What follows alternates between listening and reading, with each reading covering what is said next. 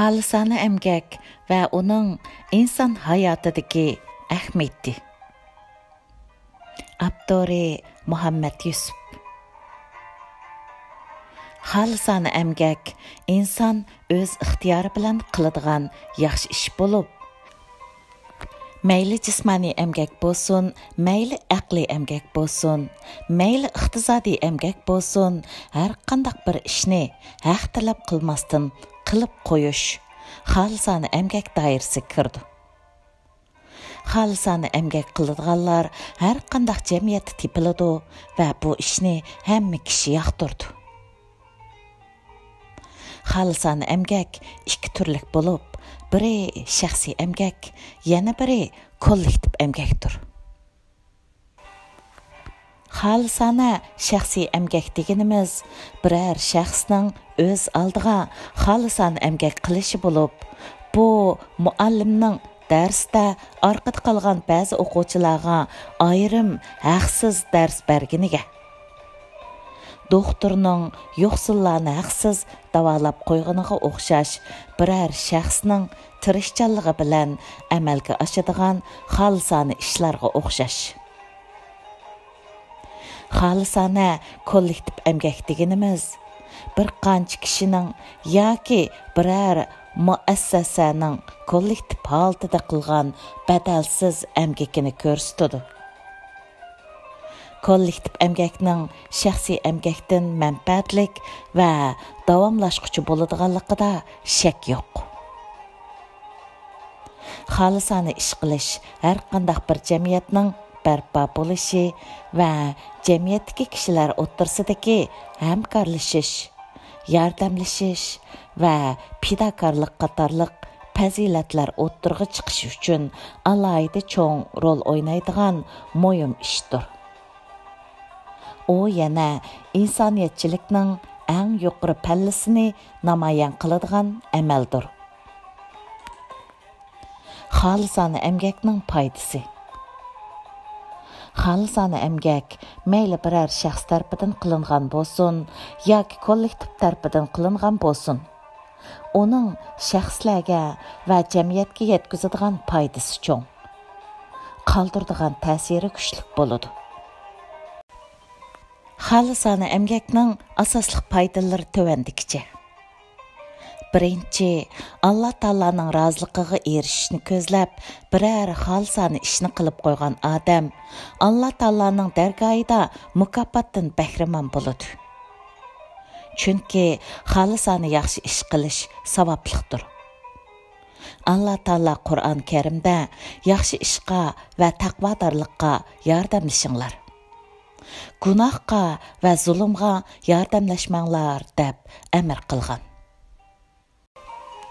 Ikkinchi, xalisona yordam va xalisona əmgək sayesida musulmonlar jamiyati kuchlanadi. Musulmon o'rtasidagi do'stlik, muhabbat, yaqinlik oshadi. Uchinchi, xalisona əmgək orqali jamiyatdagi shaxslarning iqtidori va kuch-quvvati o'ttirg'i chiqadi. Kishilar o'zidagi va boshqalardagi ortiqchiliklarni bayqay oladi. To'rtinchi, xalisona əmgək kishilarning o'zini yetishtirishi va yaxshi ishlarni qilishga, badalsiz yordamlarni qilishga, o'zini ko'ndirish uchun cho'ng fursatdir. Beshinchi, xalisona əmgəklar orqali davlatlar ro'yobga chiqara olmagan nurg'un yaxshi ishlarni ro'yobga chiqarg'ili bo'ladi. Chunki xalisona əmgəkning asosi ixlosdir. Ixlos asos qilgan ish cho'qim g'alaba qiladi. Xalisona əmgəkning turtkillari. Başda aytganimizdek, xalisona əmgək qilish mayli musulmon bo'lsin, mayli musulmon bo'lmasin, har qanday bir inson qiladigan, yaxshi ko'radigan ishdir. Shunga insonlarda xalisona əmgək qilishning turtkillari bir xil bo'lmaydi. Ba'zisi o'zidagi vijdoniy mas'uliyat tuyg'usi bilan qilsa, ba'zisi Allah Taalaning roziligiga erishish niyati bilan qiladi. yana ba'zisi o'sib yetilgan muhit yoki oilaning ta'siri bilan qiladi. Qandaqlı bo'lmasin, xalsani ish qilishda turtki bo'lgan sabablar jamiyat va muhitning farqli bo'lishiga qarab har xil bo'ladi. Xalsani emgak qilgan odam o'zini baxtli qiladi. Shaksiz haqiqat shuki, inson o'zi yashagan jamiyatiga bir narsalarni badalsiz taqdim qilish orqali o'zini baxtli his qila oladi va o'z hayotiga ahamiyat qozondira oladi. Albert Einstein hech bir dinga ishonmaydigan dinsiz odamning baxtsizligini tahlil qilib mundaq degan ekan. Dinsiz adamның бәхтсізлігінің асаслық сәбәплерден бірі, оның umum xalq bilan bo'lgan munosabatining ojizligiga xulosalanindu. Chunki o'zini o'ylab, o'zi uchun yashayotgan odamlar o'zining shaxsiyatchiligiga mahbus bo'lib qolgan odamlar bo'lib, ularning hayoti iztirob ichida o'tadi. Chunki mundaqlar xalsan emgaklardan keladigan huzur halovatdan va ko'ngil xo'shligidan mahrum qolgan bicharalardir. Shaksiz haqiqat shuki, inson o'zi yashayotgan jamiyatiga, xalqiga bir narsalarni taqdim qilmasa, u mushu qisqa hayotidan hech bir tam ololmaydi. Demak, inson o'z xalqiga o'zining qimmatli vaqtidan, pul melidan taqdim qilish orqali hayotlikning ta'mini tetiy oladi, kunlarni baxtli o'tkaza oladi va uning hayotining bir ma'nosi bo'lgan bo'ladi. Psixologiya olimlari inson o'z nafsidan kechib, kishilarga bir narsa taqdim qilish orqali o'zining nom nishonini qondira oladi deb qaraydi. Ammo payg'ambarimiz Muhammad alayhisalomning odam o'lgandan keyin uning barliq amali uzilgan bo'ladi. Faqat 3 narsaning savobi uningga yetib turdi. Ular yaxshi farzand, foydali ilm va sadaqa joriyadir. degan so'zi cho'nqur ma'nolarga dalolat qiladi. Islomda xolisona emgakning o'rni. Yuqorida aytganlarimiz har qanday bir insonning ahvolidir. Endi mu'min odamga kelsak, musulmon olimlar islomni tunishtirmoqchi bo'lsa, xuddi Shayxul Islom Ibn Taymiya aytgandek, din hamma sohada faqat Allohga ixlos qilish va maxluqotga shafqat qilishni asos qiladi. Yoki Imom Razi aytgandek, din Alloh taoloni ulug'lash va maxluqotga shafqat qilishga qo'yilgan bir ismdir. Va yoki Imom Haraviy aytgandek, Allohning amr farmonlarini o'rindash, to'sqonlarni tashlash va jahon ahliga shafqatli bo'lish deydi.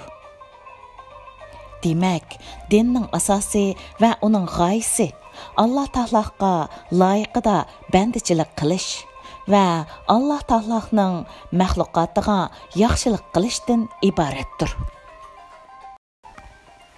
Alloh taolo Qur'oni Karimda musulmonlarni xolisona emgakka buyurib mundaq deydi.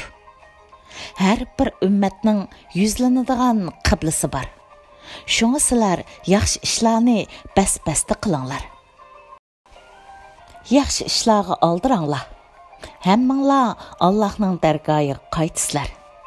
Sizlar ixtilof qilishgan narsalarning qaysisining haq, qaysisining nohaq ekanligi to'g'risida Alloh sizlarga xabar beradi. Payg'ambar alayhisalom mundaq degan: Allohga eng yaqinlik odam kishilarga manfaatli odamdir. Allohga eng yaqinlik amal biror musulmon odamning ko'nglini xushal qilish, uning hojatini ravo qilish va yoki ochliqini to'yg'izishdir. Men uchun biror musulmon qarindishim bilan birga mengib, uning hojatini ravo qilib berish mening mushu masjidimda o'ltirib bir oy e'tikof qilgandan afzaldir. Kimiki achchig'ini besib olsa, Allah uning aybini yo'gaydi. Qiyomat kuni Allah uning ko'nglini xushalliqqa to'ldirdi. Birər musulmanның hacetini rava qilib berish uchun mangan kishining qadamini Allah qadamlar teyib ketadigan qiyomat kunida mustahkam qiladi. Bizning namoz, roza, zakat, haj qatorliq shu belgilik ibodatlarimizning hammasi bizni Allah Taologa loyiqida bandichilik qiladigan insonlar, hayvonlar, uchar qushlar va barliq jonliqlardan iborat Allah Taoloning maxluqotiga yaxshilik qiladigan qilib yetishtirish uchun buyurilgan. Ahvol shundaq tursimi, ko'pincha musulmonlar xuddi doktor buyurgan dorini vaqti qaralida yeb turib, kasaldan saqayolmagan bemorlarga o'xshash qilgan ibodatlardan naf ololmayotidi. Biz mushundaq isil, mushundaq mukammal va mushundaq rahim shafqatli bo'lishga chaqiradigan bir dinning mansublari turib, boshqalarning orqasida qilyapmiz. Bizning dinimiz boshqalarning g'amini yeyishni, o'z nafsining bexilligidan kechib, muhtojlarga yordam qilishni va Alloh taolaning bandalarga manfaat yetkazishni dinning javhar qatoridan sanagan bo'lsa-mu, biz musulmonlardagi bir-birimizning g'amini yeyish va xolis ish qilish darajasi 0 darajada bo'lib kelmoqda. Biz ba'zida biror odamning qandaqli bir ishni xolisona qilib qo'yganligidan hayron qolamiz. Mundaq odamni qaltis odam deb ketamiz. Aslida biz o'zimizning ahvoliga hayron qilishimiz lozim. Chunki xolisona ish qilish, boshqalarga badalsiz yaxshilik qilish bizning dinimizning buyrug'i tursa-mu, biz xolisona ish qilib ko'nmaganligimiz uchun xolisona ish qilish biz hayron qiladigan va taajjublanadigan ish bo'lib qolgan. Aslida xolisona ish qilish va kishilarga yaxshilik qilish musulmon odam uchun ajablanarlik ish emas. Aksicha, uni qilmaslik ajablanarlik ishdir. Xolisona emgak qilish nolga tushib qolgan jamiyatda kishilar o'tirsidagi munosabatlar manfaatga bog'linib qoladi. Mundaq bir jamiyatda o'zaro hamkorlik, samimiylik, beg'ishlash va fidokorlik deganlardan so'z etish qiyin bo'ladi. Mundaq bir jamiyat kishilari shaxsiyatchilik qilib, hammasi o'z dardi bilan qolganlikdan umumga munosabatlik muhim ishlar bilan hech kimning kori bo'lmaydi. Natijada umum xalq ziyon tortadi. Biz yaxshi ishni va xolisona yordamlarni hamisha musulmonlarla qiladi deb o'ylab qolamiz. Ammo amaliyat undaq emas. Rasmiy statistikalar musulmon emaslarning musulmonlardan bakrak xolisona emgak qildiganligini ko'rsatmoqda. Masalan, Amerikani misol qilsak, 2010-yili elib berilgan statistikaga asoslanganda Amerikada har bir 4 odamning biri umrini xolisona ishlarni qilish bilan o'tkazgan. 2010-yili elib berilgan ashu statistikada yana Amerikadagi xayriyat jamiyatlarining yillik kirimi 1,5 trillion dollarga yetganligi, ya'ni Amerikaning umumiy kirimining 10%ni tashkil qilganligi e'lon qilingan. Amerikadagi diniy tashkilotlar u joylardagi xayriyat jamiyatlarining kirimidan oz deganda 35%ni sirtlarda xristian dinini tarqitish ishlariga ishiltadi ekan. Bizning ulug' dasturimiz Qur'oni Karim Alloh taolaning roziliqini ko'zlab, xolisona ish qilguvchilarni maqtaydi va boshqalarni mo shunday qilishga da'vat qiladi. Ulardan ilgari Madinada yerlashib qolgan, iymoni kuchli bo'lgan ansarlar o'zlarining yeniga hijrat qilib kelgan, ya'ni muhojirlarni do'st tutadi. Ularga berilgan narsalar uchun ishchitarlik qilmaydi va o'zlari muhtojdirliq. Ularning manfaatini o'z manfaatidan a'lo biladi. O'z nafsining bexilligidan saqlanganlar maqsadga erishguchilardir. İslam mutafakkiri Said Qutb bu oyatning tafsirisida mundaq degan: Bexillik har qanday bir yaxshilikning oldida cho'ng to'sqinlikdir. Chunki barliq yaxshilik beg'ishlashdan keladi.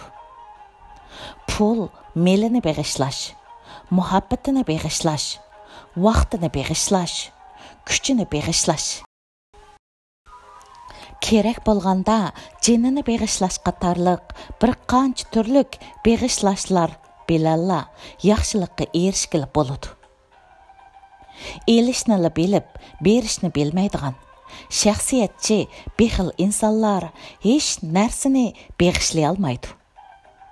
Shunga nafsining bexilligidan saqlangan odam yaxshilik yo'lidagi to'sqinlikni parchalab tashlagan bo'ladi va beg'ishlag'uchi bo'lib maydonga tushadi. Tugidi. 2019 yil 7 sentabr